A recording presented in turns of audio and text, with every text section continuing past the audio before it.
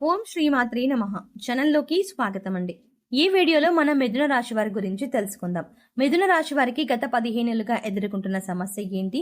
ఈ రాశి వారిని మనం నాశనం చేయడానికి 15 ఏళ్లుగా ప్రయత్నిస్తున్నది ఎవరు? ఈ సమస్యకు పరిష్కారం ఏంటి? ఇక ఇటువంటి సమస్యల నుంచి బయటపడడానికి వీరు చేసుకోవాల్సిన దేవతారాధన, అలాగే పాటించవలసిన పరిహారాల గురించి ఈ వీడియోలో మనం వివరంగా తెలుసుకుందాం. కానీ అంతకంటే ముందుగా మీరు కనుక మన ఛానల్ని ఇప్పటి వరకు సబ్స్క్రైబ్ చేసుకోకపోతే సబ్స్క్రైబ్ చేసుకొని పక్కనే వచ్చిన బెల్ ఐకాన్ నొక్కి ఆల్ సెలెక్ట్ చేసుకుంటే మేము ఇలాంటి వీడియోస్ అప్లోడ్ చేయగానే ముందుగా మీకు నోటిఫికేషన్ వస్తుంది. అలాగే వీడియోని ఎక్కడా కూడా స్కిప్ చేయకుండా చివరి వరకు చూస్తేనే మేము ఏం చెప్తున్నా మీకు పూర్తిగా అర్థమవుతుంది. ఇక వివరాల్లోకి వెళ్తే, మిథున రాశి వారు ఎక్కువగా అందరినీ నమ్ముతూ ఉంటారు. అందరూ మనవారే అని అందరితో తమ సొంత విషయాలను కూడా షేర్ చేసుకుంటూ ఉంటారు. ఇది ఒక రకంగా వీరికి చెడు చేస్తుందని చెప్పాలి. ఎందుకంటే మీకు తెలియని విషయం ఏంటంటే, మీరంటే నచ్చని వాళ్ళు, మీ నాశనాన్ని కోరుకునే వాళ్ళు మీ చుట్టుపక్కలే ఉన్నారన్న విషయం మీకు తెలియదు. పైకి మీతో ఎంతో స్నేహంగా నటిస్తూ మీ వెనకాల గోతులు తవ్వుతూ ఉంటారు. ఇక బయట ఉండే శత్రువులు కూడా వారితో కలిసి మీ పతనాన్ని కోరుకుంటున్నారు. మీ సమాచారాన్ని వారి ద్వారా సేకరించి మీకు కీడు తలపెట్టడానికి చూస్తున్నారు. అంతేకాదు, మీ విషయాలను అన్నీ ముందుగానే తెలుసుకొని మీ పనులు పూర్తి కాకుండా ఆటంకాలు వచ్చేలా చేస్తున్నారు. అయితే మీరు అందరినీ మనవారు అనుకొని అన్ని విషయాలు కాకుండా అలా చెప్పడమే కాకుండా ఎదుటి వారు కూడా మీరు కీడు తలపెడుతున్నారు అని తెలిసినా కూడా మీ స్వభావ రీత్యా వారిని క్షమించి వదిలేస్తారు. మళ్ళీ వారితో తిరిగి మామూలుగా మాట్లాడతారు. కానీ వారితో మాత్రం మిమ్మల్ని టార్గెట్ చేశారు. ఆ విషయాన్ని మీరు గమనించాలి. ఈ రాశి వారు దయాగుణం, దానగుణం, క్షమాగుణం అధికంగా కలిగి ఉంటారు. ఇటువంటి గుణాల కారణంగా మీ శత్రుల బారిన పడుతూ ఉంటారు. మీరు ఎంత మంచిగా ఉన్నా ఎదుటి వారు మిమ్మల్ని చూసి ఓర్వలేని స్థితిలో ఉంటారు. అందువల్ల వారు మీకు శత్రువులుగా మారుతూ ఉంటారు. మీరు ఏదైనా ఫలితాలు పెడితే దాన్ని పూర్తి చేసేంత వరకు నిద్రపోని మనస్తత్వాన్ని కలిగి ఉంటారు. కానీ శత్రువుల నుంచి మాత్రం మీరు చేసే పనులు ఏ విధంగా చెడగొడదామా అని ఎదురు చూస్తూ ఉంటారు. కాబట్టి ఈ విషయాన్ని మీరు గమనించుకొని శత్రువులు ఎవరో మిత్రులు ఎవరో గుర్తించవలసి ఉంటుంది. ముఖ్యంగా ఉద్యోగం చేసే స్థలంలో కానివ్వండి, లేదా మీ ఇంటి దగ్గర కానివ్వండి, ఎవరైనా సరే మీరు ఎంత కష్టపడినా కూడా పైవారికి మీ కష్టం తెలియకుండా మధ్యలో ఉండి అంతా మేమే చేశాం అని చెప్పుకొని దాని నుంచి వారు పై అధికారం నుంచి లబ్ధి పొందుతున్నారు. ఇలా అనేక రకాలుగా మీకు నష్టాన్ని చేయడానికి ప్రయత్నిస్తున్నారు. అది ఏ రంగంలోనైనా, వృత్తి, ఉద్యోగం, వ్యాపారం లేదా మీ ఇరుగు పొరుగు వారు కానీ ఇలా ఎక్కడ చూస్తున్నా సరే మీకు ఏదో ఒక విధంగా నష్టాన్ని కలిగించడానికి ప్రయత్నిస్తున్నారు. దీనికి గల కారణం మీ మంచితనమే. అయితే దీని గురించి మీరు అతిగా ఆలోచించవలసిన అవసరం లేదు.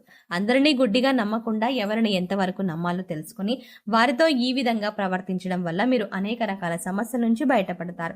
అయితే ప్రతి చోట శత్రువులు ఉండటం అనేది సర్వసాధారణం. ఎందుకంటే ఒకరి జీవితంలో ఎదుగుతున్నారంటే ఓర్వలేని వారు అనేక మంది ఉంటారు.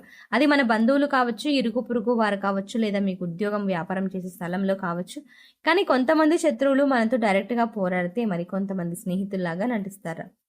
ఇక వీరి ప్రవర్తన ఎలా ఉంటుందంటే, వారు పూర్తిగా మనం మంచి కోరుతున్నట్టుగానే ఉంటారు. కానీ వారు చేసే పనులన్నీ కూడా మన పతనాన్ని కోరుకునే విధంగా ఉంటాయి. అందుకోసం ఈ రాశి వారు ఎవరు ఎలాంటి వారు అని తెలుసుకుని వారిని కొంచెం దూరం పెడితే ఎన్నో ఏళ్ళుగా మీరు పడుతున్నటువంటి కష్టాల నుంచి బయటపడ్డట్టే. ముందుగా మీరు ప్రతి విషయాన్ని అందరికీ చెప్పడం మానేయండి. ఇక శత్రువులు మీరు ఏం చేస్తున్నారో తెలియక, మీకు నెక్స్ట్ ఏ స్టెప్ తీసుకుంటున్నారో అర్థం కాక వెనక్కి తగ్గే అవకాశం ఉంటుంది. ఇక రెండవది, ఎటువంటి అనవసరమైన గొడవల్లో తల దూర్చకండి. ఎక్కడైనా గొడవ జరుగుతుంది అంటే కూడా మీరు ఆ గొడవల్లో ఇన్వాల్వ్ అవ్వద్దు. ఒకవేళ మిమ్మల్ని మధ్యవర్తిత్వం అడిగినా కూడా మీరు అందుకు వెంటనే రెస్పాండ్ అవ్వకండి. లేదంటే మీరు చిక్కుల్లో పడే అవకాశం ఉంటుంది. లేదు, నేను పరిష్కరించగలను అనుకుని మీరు గొడవ జరుగుతున్న ప్రదేశానికి వెళ్ళి మీ అభిప్రాయాన్ని తెలియజేశారు అంటే మాత్రం మీరు చిన్న విషయం చెప్పినా కూడా దాన్ని పెద్దది చేసి గొడవ మాత్రం మీరు క్రియేట్ చేశారు అనడానికి చాలా అవకాశాలు కూడా ఎక్కువగా ఉన్నాయి. తద్వారా మీరు చిక్కుల్లో పడే అవకాశాలు ఉంటాయి. అంతేకాదు, దీనివల్ల మీరు అనేక పరిణామాలు కూడా ఎదుర్కోవాల్సి ఉంటుంది. ఎందుకంటే ప్రస్తుతం ఉన్న గ్రహస్థితి మీకు ఆ విధంగా ఉంది. అలాగే మరో ముఖ్య విషయం ఏంటంటే, ఏదైనా నూతన వ్యాపారాలు కానీ పెట్టుబడులు కానీ పెట్టేటప్పుడు అనుభవజ్ఞుల సలహాలు, పెద్దల ఆశీర్వాదం మీరు ఖచ్చితంగా ఈ సమయంలో తీసుకోవాల్సి ఉంటుంది. అలా కాకుండా మీ సొంత నిర్ణయం తీసుకున్నట్లయితే కనుక నష్టపోవాల్సిన పరిస్థితులు కూడా ఎదురవుతాయి. ఇక మూడో విషయం ఏంటంటే, మీరు ఈ సమయంలో ఎవరికి డబ్బులు ఇవ్వడం అంత మంచిది కాదు. తెలిసిన వాళ్ళకి కానీ తెలియని వాళ్ళకి కానీ మీరు డబ్బు అప్పుగా ఇచ్చినట్లయితే బదులు ఇచ్చినా కూడా అది ఈ సమయంలో మీరు తిరిగి రాదు అనే విషయాన్ని గుర్తుంచుకోండి. అలాగే మీరు డబ్బులు ఇవ్వగానే, అంటే డబ్బులు అప్పుగా తీసుకున్నవి వడ్డీ ఎక్కువ రూపకంగా కట్టవలసిన పరిస్థితులు ఏర్పడుతున్నాయి. అందుకే ఈ విషయంలో కూడా మీరు జాగ్రత్త తీసుకోండి. రాతపూర్వకంగా డబ్బులు ఇచ్చిపుచ్చుకుంటే మంచిది, లేదంటే అనవసరమైన చిక్కుల్లో పడే అవకాశం ఉంటుంది.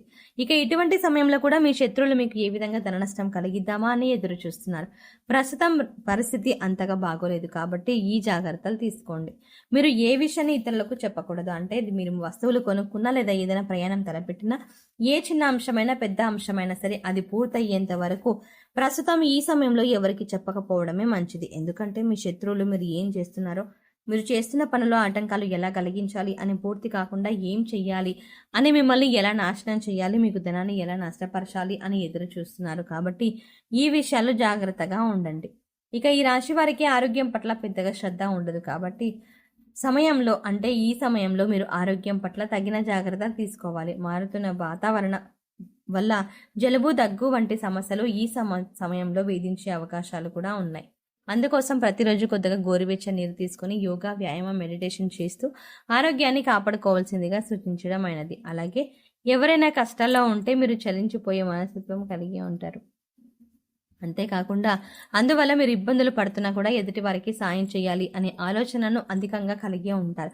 ఇదే మీకు ఒక రకంగా శ్రీరామ రక్ష అని చెప్పవచ్చు. ఇటువంటి గుణం కారణంగా మీరు అనేక సందర్భాల్లో ఇబ్బందికర పరిస్థితుల నుంచి చాలా తేలిగ్గా బయటపడ్డారు. ఈ విషయాన్ని గుర్తుంచుకోవాలి. ఇక శత్రువుల నుంచి బయటపడడానికి, అలాగే చేస్తున్న పనిలో విజయాన్ని పొందడానికి ఈ సమయంలో మీరు చేసుకోవాల్సిన దేవతారాధన, అలాగే పాటించవలసిన పరిహారాల గురించి చూసుకున్నట్లయితే ప్రతి శుక్రవారం దుర్గాదేవి ఆలయాన్ని దర్శనం చేసుకోండి.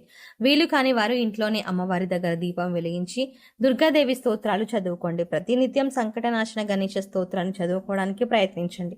ఓం గం గణపతియే నమః అనే మంత్రాన్ని జపించండి.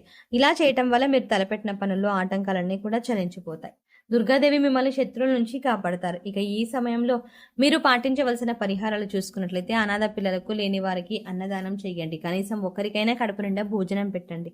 శనిదేవుడికి తైలాభిషేకం చేయించుకోండి. పశుపక్షాదులకు, మూగజీవులకు తాగడానికి నీళ్లు, తినడానికి ఆహారం ఏర్పాటు చేయండి.